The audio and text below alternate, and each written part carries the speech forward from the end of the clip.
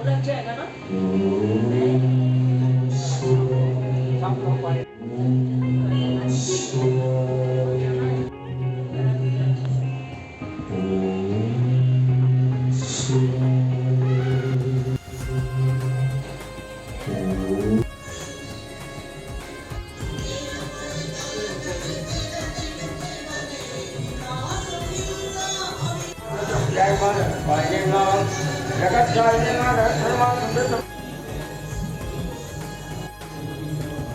आना एक करिए जरूर सब परिवार का है जरूर बोला है अंदर एक और जरूर पानी डालना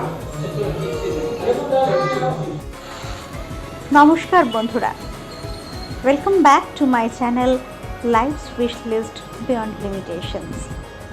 দিনটা ছিল শিবরাত্রির, আর পুজো সেরে আমি চলে এলাম সিএমসিতে অ্যাডমিট হতে। হ্যাঁ, পরের দিনই আমার অপারেশন।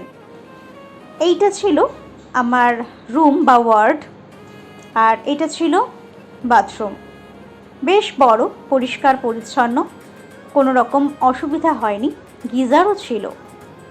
এত ভালো বাথরুম হাসপাতালে আমি খুব কম দেখেছি। আর ঘরটাও বেশ বড়। এত বড় ঘরে আমরা জাস্ট 5 জন পেশেন্ট ছিলাম। আমি সবার আগে অ্যাডমিট হয়েছিলাম, তাই যখন আমি সেখানে ভর্তি হলাম, আমি ছাড়া সেই ঘরে আর কেউ ছিল না। আমি সুচন্দা নাগ আগামী 2-3 দিনের জন্য নিজেকে সিএমসি হাসপাতালের ডাক্তার এবং নার্সদের হাতে সমর্পণ করে দিয়েছিলাম।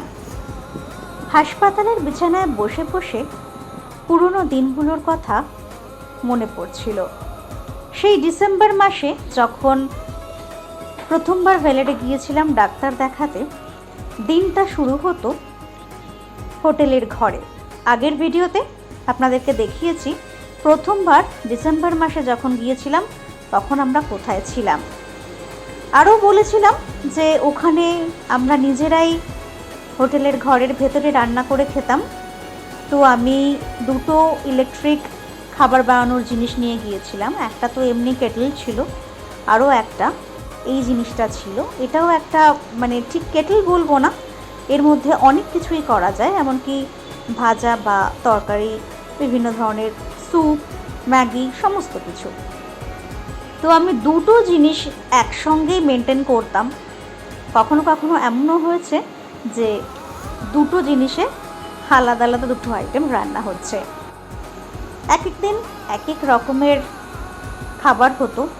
কোনো দিন খিচুড়ি, অমলেট, আলু ভাজা, বা কোনো দিন আবার ভাত, ডাল, আলু ভাজা, বা কোনো দিন ভাত, আলু সিদ্ধ, ডিম সিদ্ধ, বা কোনো দিন ডাল সিদ্ধ, ডিম সিদ্ধ।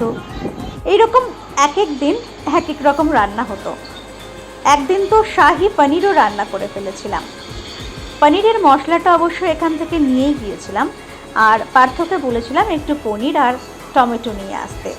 তারপর আর কি, আমার যে ইলেকট্রিক রান্না করার জিনিসটা নিয়ে গিয়েছিলাম তার মধ্যেই রান্না করে ফেলেছিলাম শাহি পনির, যাতে পড়ে না যায় হঠাৎ করে।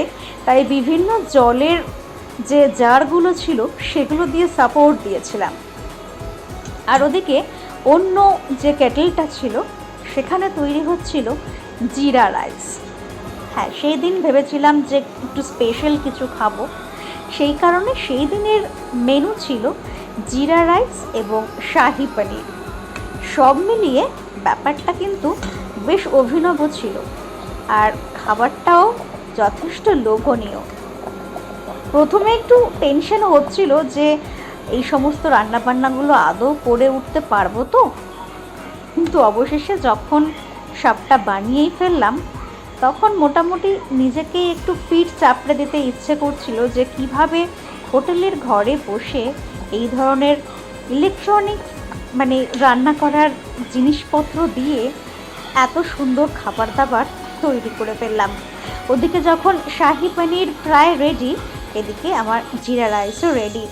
তো সব মিলিয়ে সেই দিনের ডিনারটা একেবারে জমে ক্ষীর। পার্থ আর আমি দুজনে মিলে বসে গোপাল ভাঁড় দেখতে দেখতে ডিনার করতাম। আগেই বলেছি এক এক দিন এক এক রকমের আইটেম থাকতো। কোনো দিন ডাল, আলু সিদ্ধ, ডিম সিদ্ধ, এরকমও হয়েছে। মোটামুটি হোটেলের ঘরটাকেই আমরা বেডরুম এবং ডাইনিং রুম বানিয়ে ফেলেছিলাম। সব মিলিয়ে দিনগুলো কিন্তু খারাপ কাটেনি আমাদের।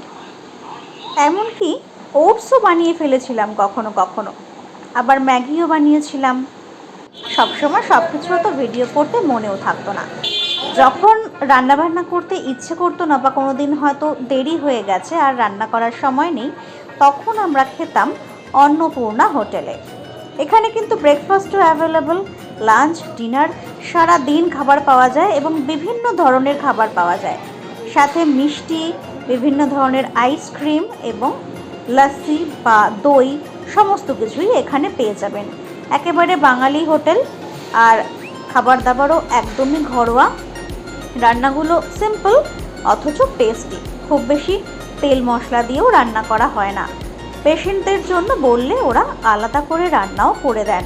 এমনকি খিচুড়িও কিন্তু এখানে পাওয়া যায়।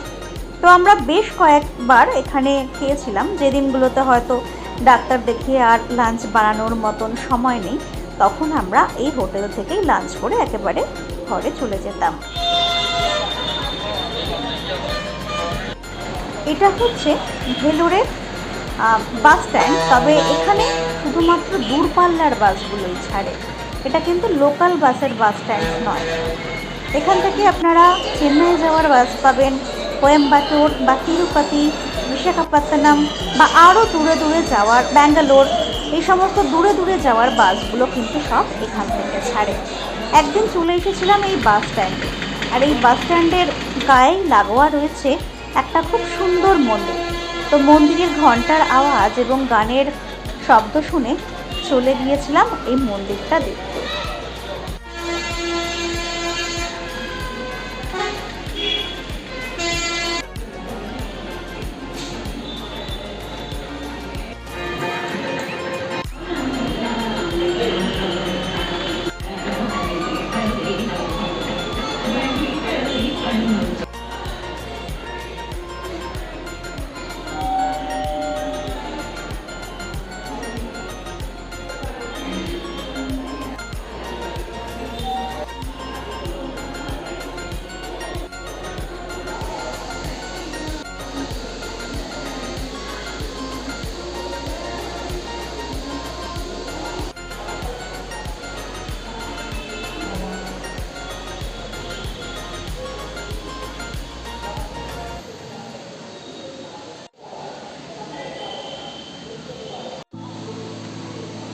আগেই বলেছি, সাউথের দিকের মন্দিরগুলোর সব বিগ্রহ আমি অতটা বুঝে উঠতে পারি না।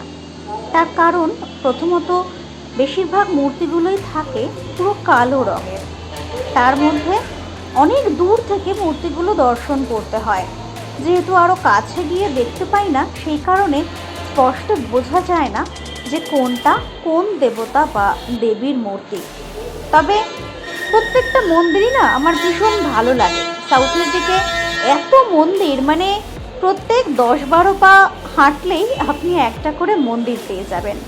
আর প্রত্যেকটা মন্দিরই ভীষণ, মানে কি বলবো, মানে শান্ত, পরিষ্কার পরিচ্ছন্ন, একদম অন্য রকম। কোনো হুড়োহুড়ি নেই, কোনো তাড়া নেই। চুপচাপ গিয়ে মন্দিরগুলো দর্শন করে আসতে আমার কিন্তু ভীষণ ভালো লাগে।